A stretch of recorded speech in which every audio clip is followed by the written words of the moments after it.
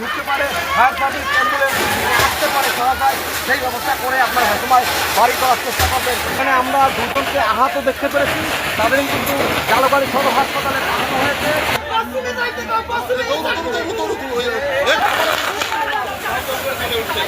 ছেলে ওয়াশরুমে ছিল, দেখে অল্প অল্প আগুন ধরে, আগুন নানি ভাইরা দৌড়াদৌড়ি করছে। দৌড়াদৌড়ি করার পরে তখন আগুন মানে ভয়াবহ হয়ে গেছে। তখন ফায়ার সার্ভিসের ফোন পরে তারা আসছে। ততক্ষণে আগুন মানে কাঠের ঘর তো আর শুকনা আগুন তখন লাগিয়ে গেছে সারা বাড়ি।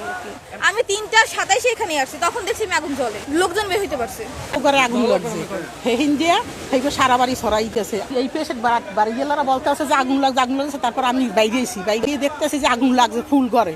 তা আমার ছোট বাচ্চা 2.5 বছর বয়স, সেই বাচ্চারা তো আমার ঠিক মতন রাখতেই হইবে। আর আমার বড় ছেলে গোসলখানায় ঢুকছে, ওরে কৃষি পেট আগুন লাগছে, তুমি তাড়াতাড়ি বাইরে রাইনের ওর কোলে দিয়ে তুমি চলে যাও, আমরা যেমনি আছি কোনো সমস্যা নাই, তুমি চলে যাও।